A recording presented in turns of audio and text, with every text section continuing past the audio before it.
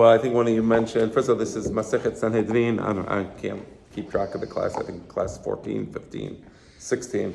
The bottom line is we're on Daf Sadi Gimel Amud Bet, bottom third of the page. It says Daniel. Somebody mentioned to me that Canada is no longer giving arms to Israel. All I can say is good luck to them. They lose that zechut, they lose that mitzvah. We don't depend on Canada. We depend on a Kadosh Baruch Hu. Canada depends on us. They're the ones who lose the privilege of helping the Jewish state. The truth is, Canada has become a garbage country. They have no civil rights. They had demonstrations during COVID against the government, truckers, and they basically took away their bank accounts. They shut their bank accounts. I mean, they really acted like Russia in the days of the Soviets. So the fact that this evil garbage country doesn't want to support Israel actually makes me happy. I don't think they should have had the zechut of supporting Israel. So that was actually a good piece of news. Let's now study the Gemara, where we are in an era where we can really understand why we need Mashiach so badly, right? And we totally get it, because there's so much turmoil in the world. Things are unraveling, certain norms that the Western world was based upon are all crumbling. Clearly there is a hand here. One of the things that the Marxists write about in their works is as follows, and it's very interesting. They talk about how can we bring about the communist revolution. This, of course, is in the early 20th century. How can we bring about the communist revolution? How can we impose Marxism? The answer is it has to be a revolution. But to have a revolution, you have to foment social unrest. When people are happy, nobody wants a revolution. So what do? You make people unhappy by creating problems in society, and at that point, the government comes in and they impose a revolution. I think what's happening today is intentional. The high crime, the illegal immigration, the inflation. I think it's all part of a plan to destroy the Western world so that they can eventually impose their ideology upon us. That's really what's happening. And that's why we need Mashiach, because Mashiach is going to be the one honest leader who cares not about his power, but about the welfare of Am Yisrael, the welfare of the people. So that's what we studied about. Now we're going to see some relatives of the Mashiach who already existed. We're going to go back to Daniel, Hananiah, Mishael, Azariah. They were in the days of the Bet HaMikdash. They were, just to give you a little more background about these four people, Daniel, Hananiah, Mishael, Azariah, they were young children in Jerusalem in the days of the first Bet HaMikdash. Nebuchadnezzar sends his army into Jerusalem. This is before he destroys Jerusalem. What happened is there was a king called Yehoiakim. So I'll tell you what happened. Yehoiakim was told, listen, we Babylonia, I Nebuchadnezzar and the king of Babylonia, I want you to pay taxes to Babylonia. You pay taxes to Babylonia. We will not destroy Jerusalem. We will not destroy the Jewish presence in Jerusalem. At first, Yehoiakim was paying taxes, and after a few years, he said, the heck with this. I'm not going to pay any more taxes to Nebuchadnezzar. Nebuchadnezzar comes to Jerusalem. He takes Yehoiakim. He takes Yehoiakim hostage. He was a king of Israel. And then, while he was in Jerusalem, he took some young men with him. Among the young men, this is all recorded in the book of Daniel, but it's also recorded in the book of Melachim. Wasn't this in the Haftarah recently? The Haftarah, which Haftarah did we talk about this? I don't recall this specific story in Haftarah. Was there something in the book of Melachim? It could be that I just don't recall. But basically the story was that Yehoiakim is kidnapped by Nebuchadnezzar. Yehoiakim, by the way, was told, just so you know, don't feel bad for Yehoiakim. Yirmiyahu Navi told him that you better stop with the nonsense of Avodah Zarah, and he refused. And finally, Yirmiyahu Navi told them, Keburat Hamor Tekaved, you're going to die like a donkey. So the Chachamim say, how does a donkey die? How is a donkey buried? They say he's not buried, he just dies while he's walking on the road. And apparently Yehoiakim on the way to Babylonia died and his dead carcass was left to rot. That's because he went against Yirmiyah, he went against Hashem essentially, and he refused to bring the people back to the Torah. Instead, the people were immersed in Avodah Zarah. So don't feel too bad for Yehoiakim. He's not one of the kings she'en lo chalek l'olam haba. Apparently, yesh lo chalek l'olam haba, but still, that's a story. So, what did Nebuchadnezzar do? He kidnapped these 4 young men, Daniel, Hananiah, Mishael, Azariah. He kidnapped a lot of young men. He brings them to Babylonia, and they have this course. The course is to see who's going to be the advisor to the king, who's going to be standing in the presence of the king. They knew that the Jews are very smart, they're very intelligent, so he figured if I kidnap these children, they would be a great asset to the kingdom. That's the thinking. So now we're reading about these 4 people. Daniel, Hananiah, Mishael, and Azariah. These 4 people are descendants of Boaz and Ruth. You remember we said that there's 6 descendants of Boaz and Ruth, and each one of them has 6 traits. So we studied about the David HaMelech. We studied about the Mashiach. That leaves us with 4 more. These are the 4 descendants of Boaz and Ruth. Tichtibehu, Asher, and this is what the pasuk says about them. Asher en bahem kol mum. They were completely unblemished, meaning they were very handsome, very beautiful. V'toveh mar'eh, right? Asher en bahem kol mum v'toveh mar'eh, right? Umaskilim b'chol chokhmah, very intelligent. V'yodei dat, very mature, because sometimes a person can be very smart, like book smart, but stupid maturity-wise. No, yodei dat. Umbineh mada, and they understand how to apply the different types of systems, intellectual systems. And they have to have the strength, the disposition to stand in the presence of the king. We're going to see in a moment why you need strength to stand in the presence of the king. And finally, they have to be very fluent in languages. They have to have a knack for learning languages. So how many things do we have here? How many traits? 6. I'm going to read it again. Asher en behem kol mum v'toveh mar'eh. That's beautiful. Maskilim b'chol chokhmah. Number 2, yodei dat. Number 3, mevinei mada. Asher koach behem la'amod echal hamelech. Number 5, l'nadam sefer lashon kasdim. Okay, so these are the 6 traits. Remember, there were 6 people. Each one of these 6 people had 6 traits. Mai asher en bahem kol mum. What does it mean that they have no blemish? What is the significance of this? Amar bihamma bar Hanina afilu keribda de kuslita la hava behu. It means they had a physical perfection that their entire body was so beautiful that you wouldn't so much see. Let me explain this to you. So back then, what did people do about blood pressure? So did they have medication? Back then, they would do what's called bloodletting. My father tells me that when he was young, they used to do bloodletting. That was still common, where they basically would put like a needle inside, and I don't know how much blood would come out. But in the barber shop, they used to do this in the barber shops. Originally, in the early barber shops, when you go to the barber, get your hair cut and get your blood let. I know it sounds crazy to us. Never did it. I'm not advocating for it. Maybe I'm anti-vaxxer. I'm not anti-vaxxer. Just so you know. But I'm not like for blood. It could be good. I have no idea. But that's what they used to do. So they used to leave like a little prick mark. Obviously, you're sticking a needle inside. so they wouldn't even have so much as a little prick mark. They were completely unblemished. By the way, the Kohen Gadol, one of the attributes of the Kohen Gadol is he has to be very handsome, very beautiful, right? So we don't look down upon, you say this is all just physical, and what do we care? No, there is something to be said that a perfect mind, of course, intelligence is the main thing, spiritual characteristics are the main thing, but at the same time, there is something about being Baruch Hashem with God's infinite grace and God's infinite rahmanut on us. He also gives us health, and there's nothing wrong with that. So we don't put that down, right? I know that there's some things. It's nothing. No, it's not nothing. It's actually something, right? So. What do we care? What does it mean, or what is the significance of the fact that they have the ability to stand in the palace of the king? I'm going to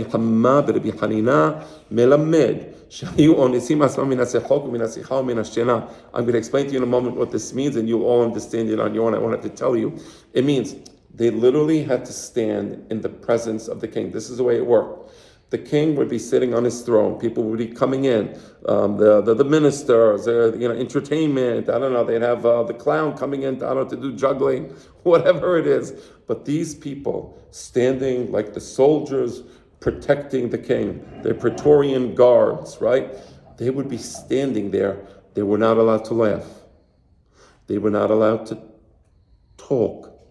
They were not allowed to sleep, obviously. Meaning sometimes, listen, you get to the point where you're standing up, I don't know how many hours, you get tired. You couldn't show any expressions of tiredness.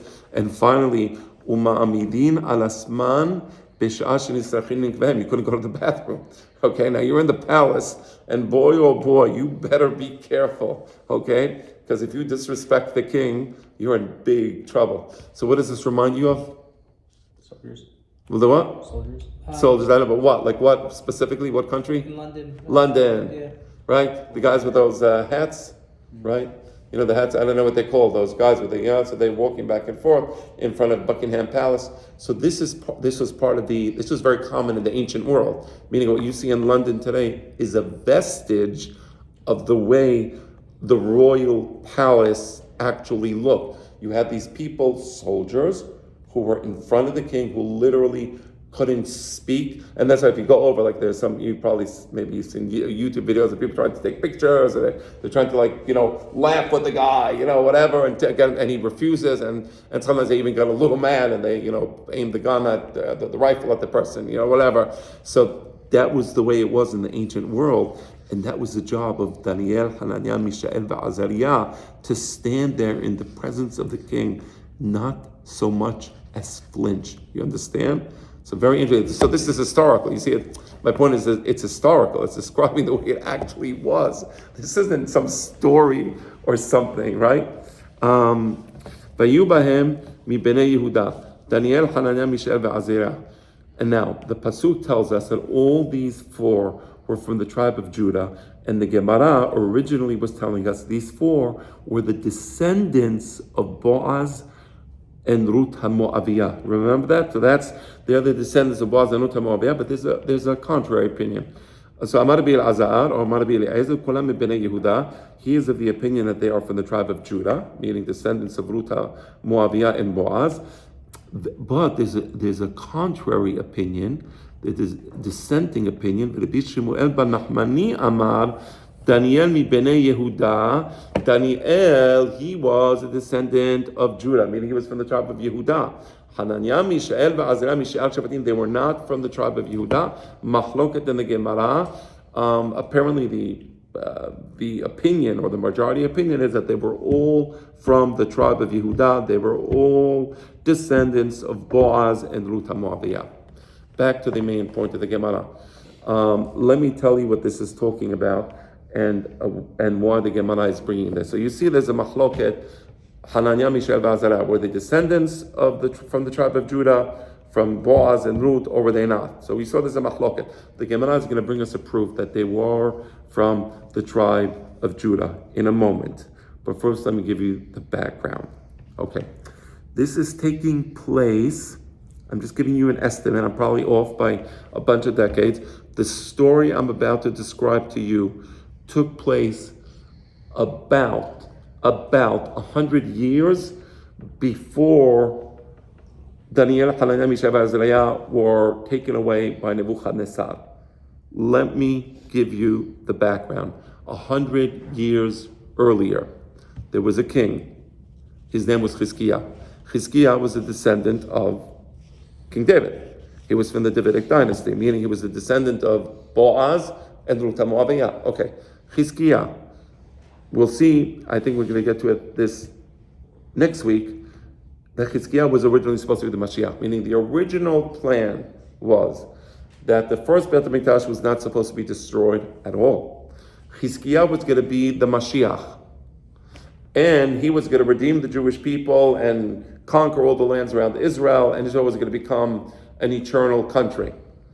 The Gemara is going to explain why Chizkiah didn't end up being the Mashiach, because he wasn't the Mashiach. Eventually the Beit HaMikdash was destroyed, the first Beit HaMikdash, and then the second Beit HaMikdash was built, it was destroyed, all because Chizkiah wasn't the Mashiach. And now here we are. How long are we waiting for the Mashiach? A long time. Very long time. Close to 2,000 years since the first Beit HaMikdash, a second Beit HaMikdash, I'm sorry. Close to 2,000 years since the second Beit HaMikdash was destroyed. Okay? Long time. Yeah.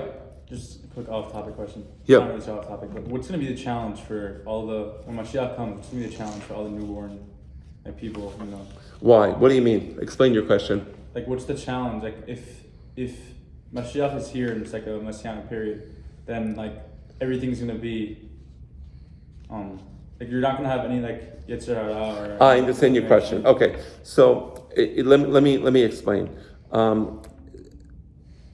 The challenges will be of a different nature, but they will still be challenges, which is to say, a human being by his nature is Yeser HaTov, Yeser Hara.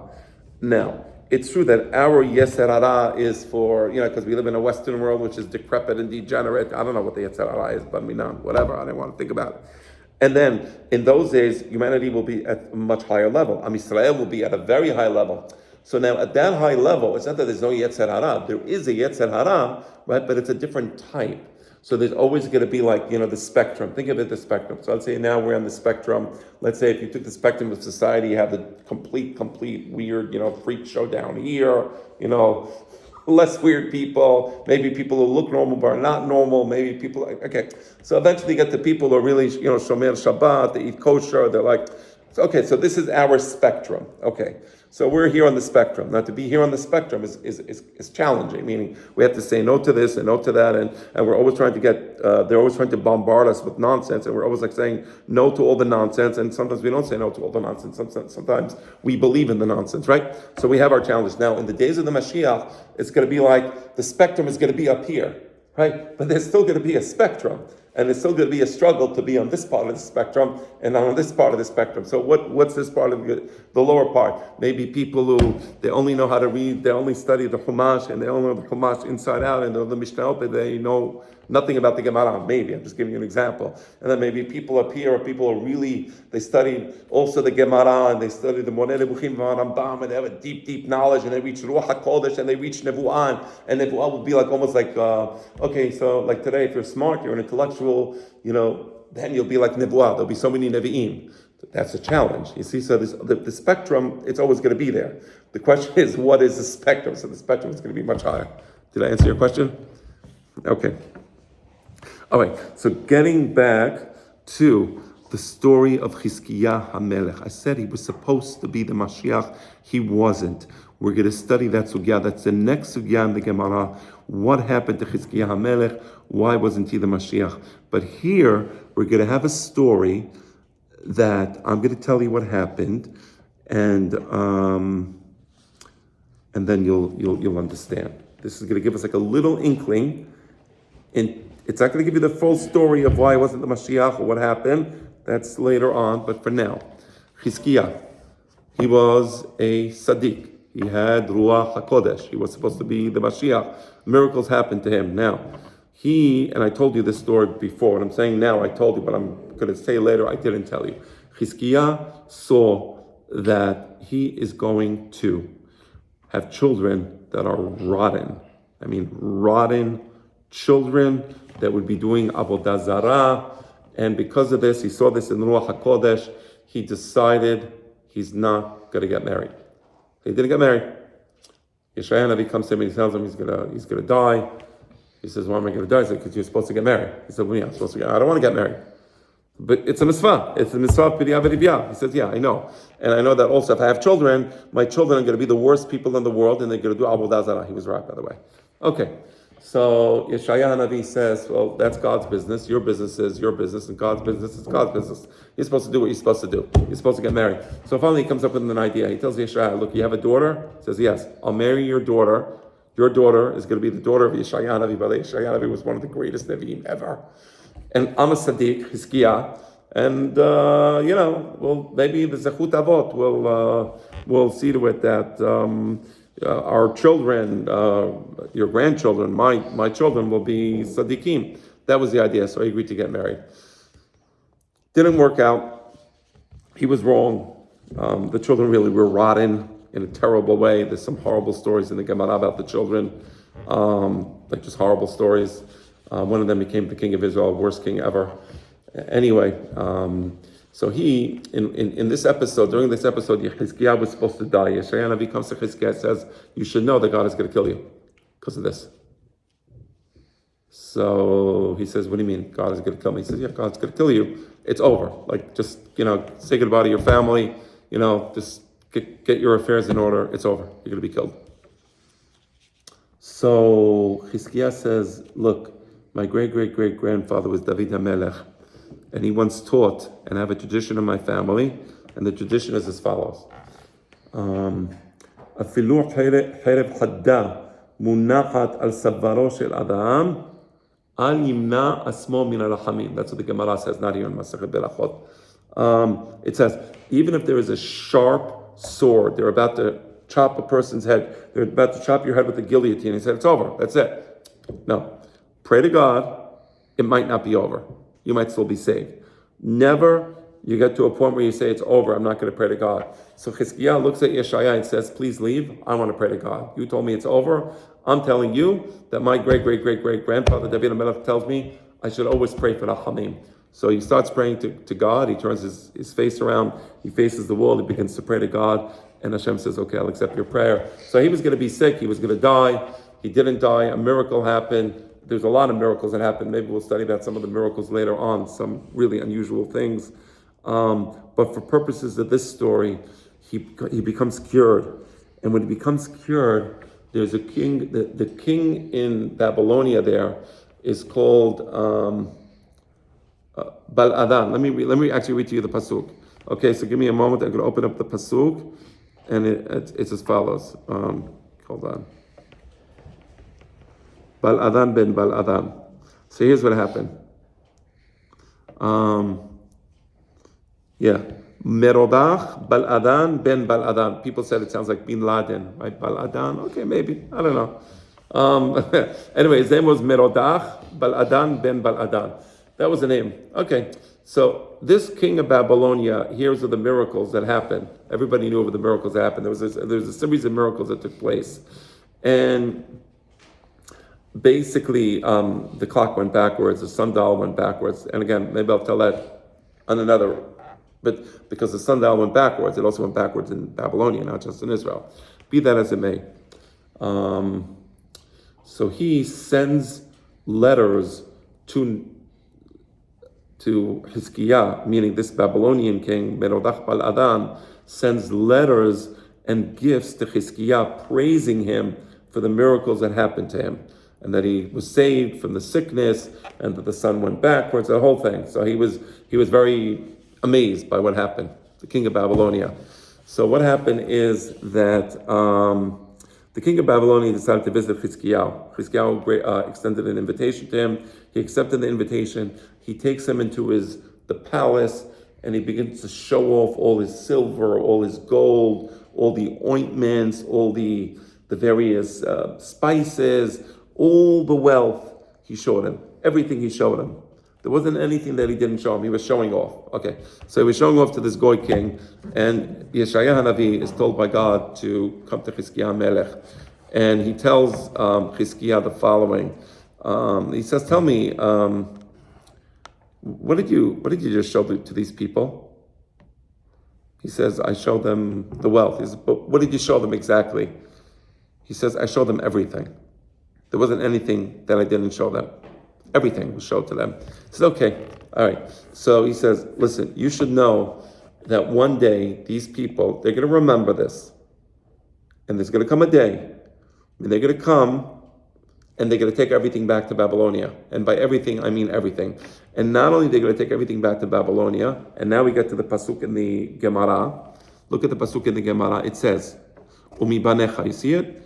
Umi banecha asher yeseu mimecha. Also your sons, not your sons, meaning your descendants, right?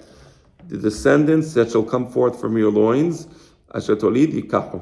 They're going to take your children also. V'hayu sarisin bechal melech Bavel. And they're going to be eunuchs in the palace of Babylonia. Who are these sons? Daniel, Hananiah, Mishael, Azariah. They were descendants of Chizkiah HaMelech. And these, okay, so let me tell you what happened. I know it's a little crazy. There's a mahloket. So the kings, it was, we see this in Achashverosh. Achashverosh had all these eunuchs. So where did these eunuchs come from? So they're not born eunuchs, right? So what happened is the king used to castrate these people. They were called castrados. And the reason is because when a person is castrated, he becomes very loyal he becomes very loyal to the king. Apparently, it makes you cruel and loyal to your master. So it was customary for the kings to castrate the inner circle, and that's what they used to do. So that's why you see Ahashverosh had all these castrados, in his inner circle, right? Those two guys that wanted to assassinate Ahashverosh, you remember? They want Bigtan Vateresh. Thank you, Bigtan Vateresh. They were castrated also, so that it goes both ways. Sometimes they go crazy loyal, but sometimes they go crazy against the king. So, according to this is one opinion in the Gemara, and Rabbi Avraham ibn Ezra takes this as a peshat, although you can see another opinion. But one opinion is that they were castrated and they were forced to be in the presence of the king, standing up in the palace, and they were the Sadisim of Nebuchadnezzar. That's what this is saying. So according to this is the answer to the opinion that said that Hananiah, Mishael, and Azariah were not from Shevet Yehuda, they were not from the tribe of Judah, they were not descendants of Ruth and Boaz. This opinion says, no, they were descendants, and these are the Sadisim that Yeshaya is telling Chizkiah HaMelech, because of what you did, they're going to take your descendants one day and they're going to be eunuchs in the king of Melech Babel. The next king in Babylonia, who do you think it was? Nebuchadnezzar. So go figure. All right. So the Gemara says as follows: Bishlama leman de'amar shenistarisa avodah zara bimehem haynu dichtiv v'chaval la. I'm sorry, I want to make sure I'm reading this correctly. V'chaval la itai behon. V'chaval, yes, la itai behon. That's the reading. Okay. So now, there's two opinions. One opinion says, you know what it means, sadisin? It doesn't mean that they were eunuchs. It means that in those days, meaning in the days of Hananiah, Mishael, Azariah, and Daniel, they castrated the belief in Avodah Zarah, because you remember when everybody was told to bow down before the idol, and then they threw them into the fire because they refused to bow down before the idol, and everybody was like, oh my gosh, like you're offending the gods, this is horrible, what are you doing? Throw them into the fire. And then the miracle happened, and people saw this. So people began to they stopped believing in Avodah Zarah, at least Am Yisrael. The Gemara says that the Yetzer Hara of Avodah Zarah was destroyed. After this, and the truth is, in the days of the second temple, they didn't used to do Avodah Zarah anymore, because everybody saw that it's nonsense. That's it. Like, how long can you fool people? You keep fooling people over and over again. At some point, it's like, okay, this is nonsense. So they saw what happened to Hananiah, Mishael, Azariah. So that Avodah Zarah means the idolatry was castrated in those days. That's one opinion, right? And that's why the pasuk says, "V'chaval la'itai behon." When they were taken out of the fire, they had no injuries on them. Meaning, if they were castrated, how can you say that they had no injury? You can say that the fire didn't hurt them. You can't say they had no injury. Obviously they did have an injury. It's a pretty nasty injury, I'd say, right? Okay, so that's one opinion. So one opinion is that the sadisut is referring to the idolatry, not them. But then there's another opinion. Sadisin mamash. There's a second opinion that says no, they actually were castrated, and I think I speak correctly when I say that Rabbi Avraham ben Ezra, as I told you 5 minutes earlier, he takes this as a pesha. So according to that opinion, how can you say that when Nebuchadnezzar took Hananiah, Mishael, and Azariah out of the fire, that they had no injury? Well, they should have had an injury, right? So he says no. It means that there was no injury from the fire. It doesn't mean that they had no injury in their body. It means the fire didn't injure them. V'haketiv vereach nur la adat behon. But then the Gemara says, the pasuk says that when they came out of the fire, they had no odor of fire on them. Right? So, meaning we already know that they weren't injured by the fire. It says there was no odor of fire on them. So why do we have to say that that they had no injury? Right? right? If you said there's no order of fire, so it must be to tell us that they weren't castrated. It says no, that's not correct. He says, La habla v'la recha. We need two pesukim. One pasuk tells us they had no injury from the fire, but they did have the injury from the castration. And the other pasuk is telling us, or the continuation of the pasuk is telling us, and in addition to the fact that they had no injury, maybe they didn't have an injury, but maybe you smell their clothing. But one of the things when there's a fire is one of the damages is the smell. But minam, we shouldn't know. But when there's a fire in somebody's house, they have to throw everything away because the clothing absorbs the smell. So you could have had a situation where they were thrown into the fire, they weren't injured by the fire, but they still had bad smell on their clothing. It says God protected even their clothing. They weren't injured by the fire, and they had no bad smell on their clothing. So anyway, there's a machloket how to interpret the pasuk. Again, one side says that when it says they had no injury at all, not from the fire, not from anything. They were completely unblemished, they weren't castrated. The castration refers to the avodah zarah. The other opinion says no, they had no injury from the fire, they had no bad smell from the fire, but they did have the original injury that was inflicted upon them by Nebuchadnezzar when they were castrated. All right. So now the Gemara is going to try to bring, it's going to examine some pesukim in view of the opinion that says that it was idolatry that was castrated, and they're going to try to look at the same pasuk in view of the opinion that says no, that they were actually castrated. So let's look at these pesukim.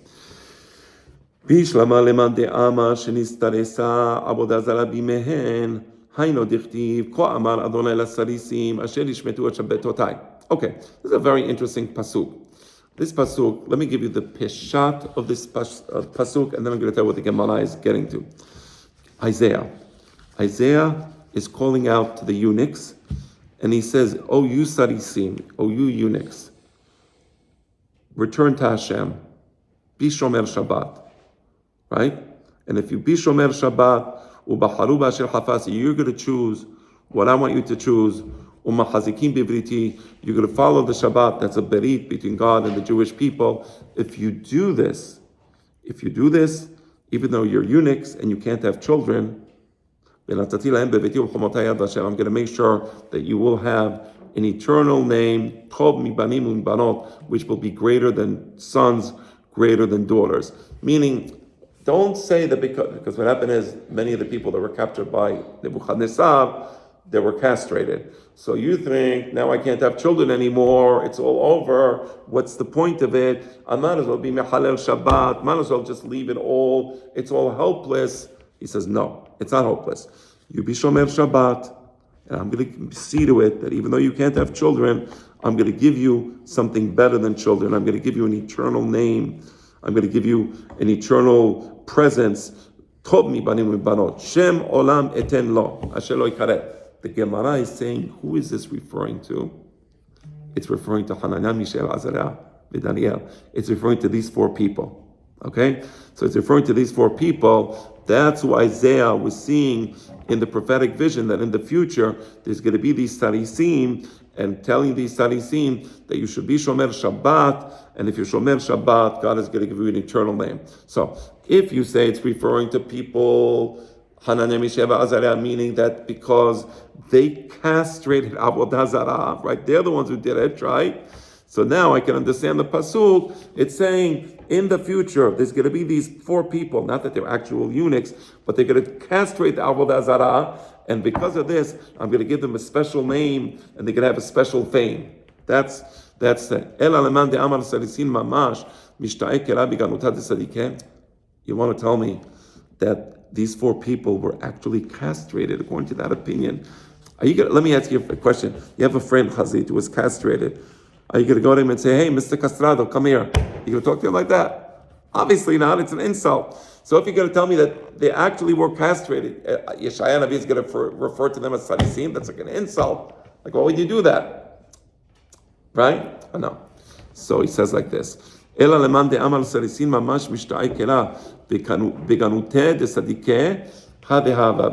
answer is as follows. Yes, he referred to them as Sadisin, not in a pejorative way because they were eunuchs.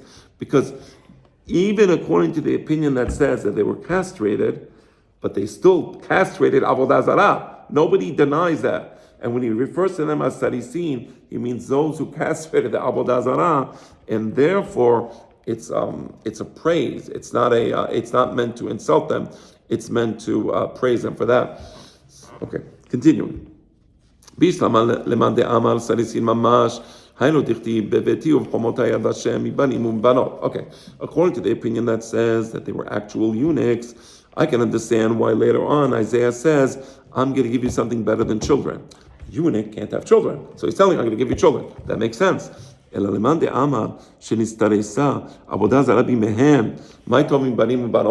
to the opinion that says that no, they weren't actual eunuchs, but they castrated the Avodah Zarah. Why would Isaiah say you're going to have something better than sons? They can have sons. They can have daughters. So what type of promise is this? Because he says, no. What happened is that they had sons and the sons died and they were very sad. And Isaiah saw this in the prophetic vision.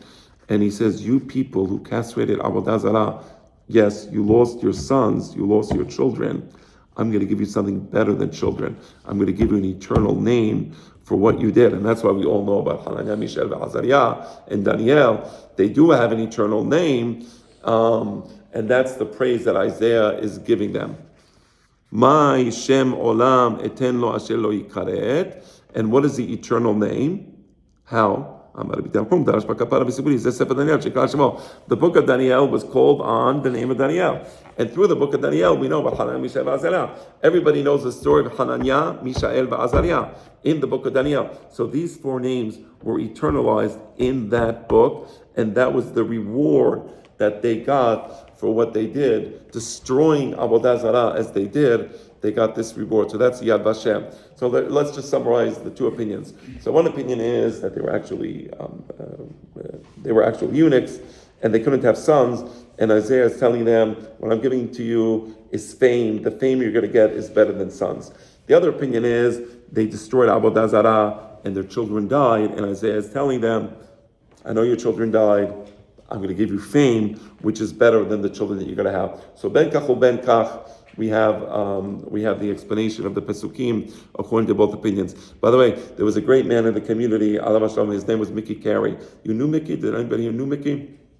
Really wonderful person. He taught me Ta'amim. He taught Ta'amim, I think, to half the community. I think anybody who knows, he taught you Ta'amim also? No. They used to come around the house to collect the tzedakah boxes. Yeah, exactly. I used to sit with them and count all the money. Yes, exactly. So he was the Talmid of my father. My father came to the community, I think, back in the 50s. So he was one of the early Talmidim of my father. And my father encouraged him, because my father heard he had a beautiful voice. He used to love singing. So my father encouraged him to teach Ta'amim. And he used to love it. He used to teach Ta'amim and Pizmonim and Chazanut, but mostly Ta'amim. And Chazit, he didn't have any children. So I was used to think in my mind, this is my own personal, feeling, but I was used to think in my mind that he had so many children because he taught Ta'amim to so many people, and the people who he taught Ta'amim to loved it and loved reading the Torah. So sometimes a person doesn't have children, but God gives him something else, So really, Mickey had a Yad Vashem in the community. Like everybody heard of Mickey. He's like, Mamash. You see what I'm saying? So it happens sometimes. Sometimes you see a situation where a person, for whatever reason, doesn't have children, but Hashem gives him something else, and he finds his mission in another way. And Mamash, Nitkayim that Mickey carry, Alav Shalom. All right. What the everlasting name that you spoke about? Why they named the book Daniel only? Right. So usually when you name the book, you name it, you give it one, like for example, you have Perashat Pinechas, right? There's one name. You never have a book which has two names to it, right? Or the book of Shemuel. There was a lot of Nevi'im in the book of Shemuel. There's Natan Navi, there's Gad Navi, right? So you always choose a name, Yirmiyah, Yeshaya. So Daniel was a main figure, let's say, but through the book of Daniel, the names of Hananiah, Mishael, Azariah were eternalized. Meaning it's true the book wasn't called for their name. That's true. Daniel was like the main figure, let's say. But their names are known. Everybody knows them. They're like the models. Anytime we think about what does it mean to do Kiddush Hashem, how far do you go? You think, oh yeah, the story of Hananiah, Mishael, and Azariah, they were an inspiration for all the Jews in the Inquisition, where they used to get caught and burnt in the fire of the Inquisition, for the sake of the Torah Mitzvot. Where did we learn that from? They were thinking of Hananiah, Mishael, and Azariah, right? So that's the Yad Vashem. So I think of Mickey when I read the Torah till today. I remember what he taught me always. Recently there was Joe Biden was caught on a hot mic after the State of the Union address. You saw the State of the Union address, I think it was 2 weeks ago, right? Old man howling at the moon, right? Not very inspiring, at least from my perspective. But again, I digress. But anyway, at the end there was a hot mic moment where he was speaking to, I think, one of the people in the audience, and he said something to the effect of he wants to have a coming to Jesus meeting with Netanyahu, right? So everybody was like wondering, what is a coming to Jesus meeting, right? So first, I don't think it was a hot mic moment. I think he knew what he was doing. I think he knew that he's on the mic, and he was like, intentionally. But the point is, so let me explain to you what that means, and then you'll see why I'm explaining it. So Christianity is a religion of love. Right? Jews, we're mean. We're mean. We have halakha, we believe in law, we believe in Jewish law. Christians, they believe in love. They don't believe in law. Right? Of course. So they have a coming to Jesus moment, meaning, yes, it's true, they raped all these women and they beheaded all these children and they burnt these people alive and they baked children and babies in the oven. Yeah, true. But we have to be like Jesus. We have to be forgiving, right? We have to be, right? That's. I'm sure the Christians would be very forgiving in this situation, right? How many babies were murdered in Iraq by the U.S. troops? I'm not against the war in Iraq. Don't get me wrong. I mean, it's like 50,000 at least, or 100,000, right? And where's the weapons of mass destruction? Never found them, did they? Coming to Jesus moment. Okay. So the point is, I'm going to teach Netanyahu about Christian forgiveness. He's the Jew. They're being mean to the Palestinians. You get the coming to Jesus moment? So I just want to say something. We're Sephardic Jews. Many of our ancestors were in Spain. And, we see what Christian love is about. They see a woman lighting Nerot Shabbat, and the torture chambers of the Inquisition, the Nazis would be jealous of what they did in those torture chambers. My father had a book in the house, Elohim Yishmor, where it had like the pictures of the torture chambers. You can't even imagine. It was like the worst horror movies. Really, literally. We have to know this, not because I hate talking about this, because we're human beings. Like we don't want to infect our minds. The worst, most barbaric people in the world were these Christian loves. Christian love, right? In the name of Christian love, what they did. So they used to burn people alive, and people would come from the countryside all over. There's going to be a burning of Jews this Sunday. Get the popcorn. Come on, everybody. Like I'm serious. I mean, this is all documented, right? They should teach it in Flatbush. They just teach it to Megan David. I don't know why they don't.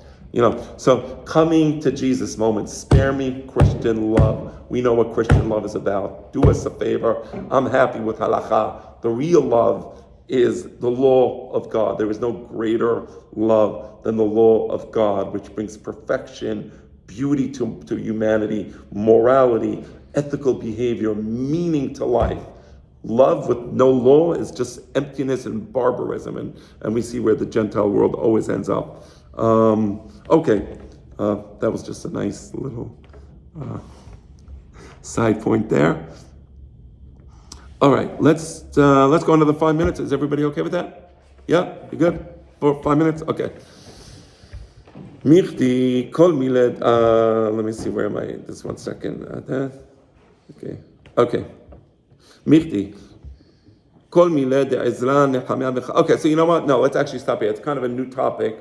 So what we'll do is next week we will continue from this point. Next week we will get to the thing about Chizkiah HaMelech, why Chizkiah did not become the Mashiach, and Be'ezrat Hashem we'll take it from there. And in the meantime, we have Megillat Esther this Shabbat. So, any questions, comments? It's Govim Su.